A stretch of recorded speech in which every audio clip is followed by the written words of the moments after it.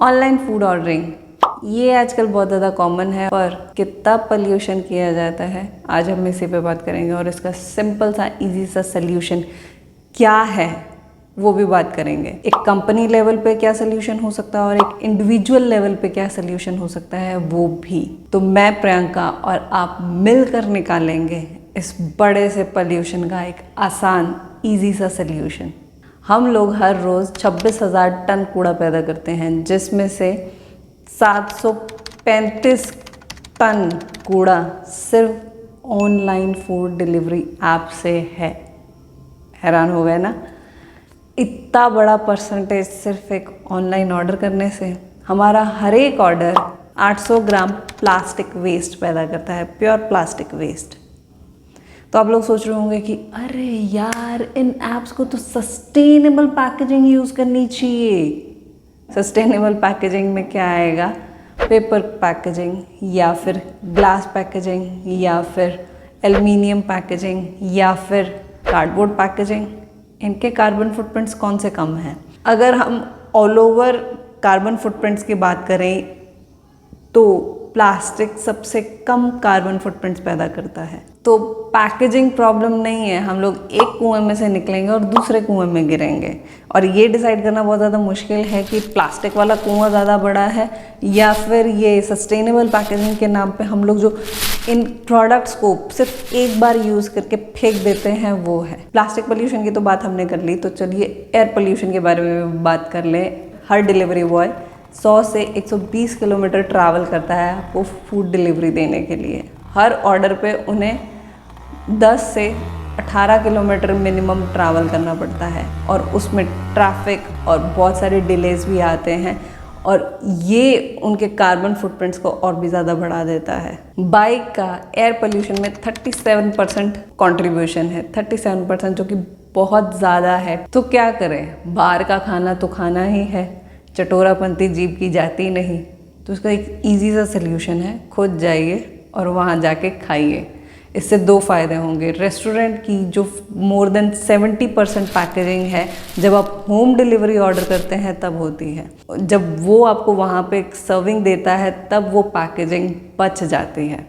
दूसरा, अगर आप वहाँ जाके खाएंगे तो वो फ्रिक्वेंसी कम होगी, क्योंकि बाहर जाने के लिए आपको तैयार होना पड़ेगा, घर लॉक करना पड़ेगा और बहुत सारी चीज़ें करनी पड़ेंगी, जिसको हम मोस्टली अवॉइड करते हैं या फिर जब हमारा बहुत ज़्यादा मन होता है तभी हम जाते हैं। तीसरा, अगर आप वहाँ जाके खाएंगे तो उन रेस्टोरेंट्स को सर्वाइव करने में हेल्प मिलेगी, क्योंकि जो परसेंटेज या जो कमीशन वो इन ऐप्स को देते हैं वो कमीशन उनका बचेगा, वो आपको बेटर सर्विस दे पाएंगे। अब आप सोच रहे होंगे कि क्या हमें फिर घर पे खाना लाना ही नहीं चाहिए या फिर इन कंपनीज़ को कुछ करना तो चाहिए ना? सस्टेनेबल फूड पैकेजिंग के नाम पे कुछ तो ऑप्शन होने चाहिए। ऑप्शंस हैं रीयूजेबल कंटेनर्स। यूएस में बहुत सारी कंपनीज रीयूजेबल कंटेनर्स यूज़ करती हैं। इन कंटेनर्स में वो आपको डिलीवरी देती हैं, आप इन्हें वॉश करके वापस उन्हें दे सकते हैं। जब आप उन्हें वापस वॉश करके देते हैं वो एक सर्टेन अमाउंट ऑफ डिस्काउंट आपको देते हैं और इसी तरह के कंटेनर्स को वो कंटिन्यूसली यूज़ करते रहते हैं। जहाँ पे डिस्पोजेबल कंटेनर सिर्फ एक बार यूज़ होता है, वहाँ पे ये कंटेनर्स 100 से लेके 200 बार फूड डिलीवरी के लिए यूज़ हो जाते हैं। तो इस तरह से सेम चीज़ का जो लाइफ स्पैन है वो बढ़ जाता है और उसकी यूजेबिलिटी बढ़ जाती है। वो यूज़ एंड थ्रो कॉन्सेप्ट में नहीं आता। प्रॉब्लम ये नहीं है कि हम कौन सा प्रोडक्ट या किस टाइप की पैकेजिंग यूज़ कर रहे हैं, problem use and throw mentality है। ये जो कंटेनर्स हैं ये प्लास्टिक के ही हैं, लेकिन ये कंटेनर्स मल्टीपल टाइम यूज़ हो रहे हैं। दूसरा, इनकी प्लास्टिक क्वालिटी भी बेटर है। जो सिंगल यूज़ प्लास्टिक क्वालिटी होती है वो बहुत ही बुरे ग्रेड की होती है, जो कि फूड पैकेजिंग के लिए आइडियल नहीं है। दूसरी तरफ जब ये पैकेजिंग यूज़ करते हैं तो इसको मल्टीपल टाइम यूज़ करके हम अपने एनवायरनमेंट को फेवर कर रहे हैं। और इन कंटेनर्स को आप आराम से डिश वॉशर में भी यूज़ कर सकते हैं या फिर आप इन्हें हाथ से भी साफ़ कर सकते हैं, उसमें कोई प्रॉब्लम नहीं होगी। अब ये बात तो रही कि अगर कंपनी ये स्टेप ले, कंपनी किस तरह से स्टेप ले। इस सल्यूशन को प्रैक्टिकल बनाने के लिए प्लीज़ इस वीडियो को मैक्सिमम शेयर कीजिए, ताकि ज़्यादा से ज़्यादा लोग इस कमेंट को जब भी वो फूड डिलीवरी करवाते हैं तो ऐप आपसे फीडबैक मांगता है, तो फीडबैक में आप सिंपल ये कमेंट डालिए। ये कमेंट आप सिंपल डिस्क्रिप्शन में मैंने लिखा हुआ है, आप वहाँ से कॉपी कर सकते हैं और आप जब भी ऑर्डर के बाद वो फीडबैक मांगते हैं तो ये कमेंट लिखिए।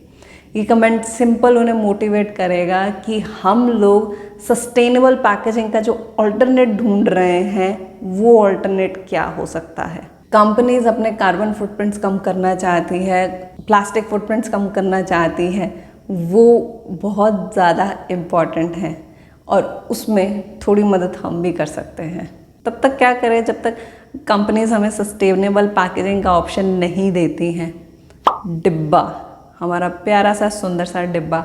यहाँ पे मैं एग्जांपल देना चाहती हूँ मुंबई के डिब्बे वाले, जिन्होंने दशकों तक मुंबई में खाने की डिलीवरी की, लेकिन कभी भी किसी भी तरह का प्लास्टिक वेस्ट जनरेट नहीं हुआ, या फिर उनका ट्रांसपोर्टेशन जो कॉस्ट है वो भी बहुत ज़्यादा कम है क्योंकि वो पब्लिक ट्रांसपोर्टेशन यूज़ करते हैं। तो ये एक परफेक्ट मॉडल है। इसे हम कैसे अडॉप्ट कर सकते हैं? जब भी हम खाना लेने जाते हैं तो हमें एक आइडिया होता है कि हम क्या लेने जा रहे हैं और उसको लेने के लिए हमें किस तरह के कंटेनर्स चाहिए होंगे, तो वो कंटेनर्स आप घर से ही लेके जा सकते हैं। मैं इस चीज़ को आपको दिखा नहीं सकती, पर आप में से बहुत सारे लोग ये चीज़ पूछते हैं कि ये अजीब से आइडियाज़ मुझे आते कहाँ से हैं। ये मेरे पेरेंट्स से मुझे आते हैं। मेरे पापा रामू हलवाई, फिरोज़पुर का बहुत ही मशहूर हलवाई है वो, उसकी पूड़ियाँ ज़बरदस्त होती हैं। जब भी वो पूड़ियाँ लेने जाते हैं तो वो डिब्बा घर से लेके जाएंगे, डोलू घर से लेके जाएंगे जिसमें सब्जी आती है, और जो पूड़ियाँ आती हैं वो पेपर बैग्स में आती हैं, और उसके ऊपर पापा प्लास्टिक का बैग ना लेके अपना थैला लेके जाते हैं। तो आप एक मिनिमम वेस्टेज के साथ आप घर पे खाना लेके आते हैं।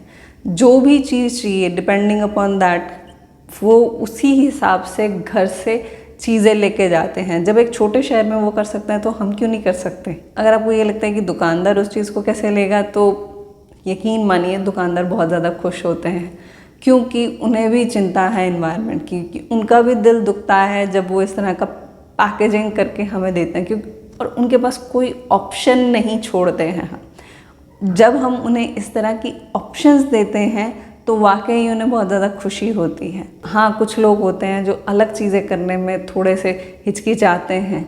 ये हिचकिचाहट ही असली प्रॉब्लम है। इस हिचकिचाहट से बाहर निकलिए और अपने डब्बे लेके जाइए और प्राउडली दुकान वाले को दीजिए कि मुझे इसमें पैक करके दे। उन्हें बहुत ज़्यादा खुशी होगी। ये वीडियो आप हर उस बंदे से ज़रूर शेयर कीजिएगा जो हर हफ्ते बाहर का खाना खाना पसंद करता है और वो ऑनलाइन डिलीवरी करता है।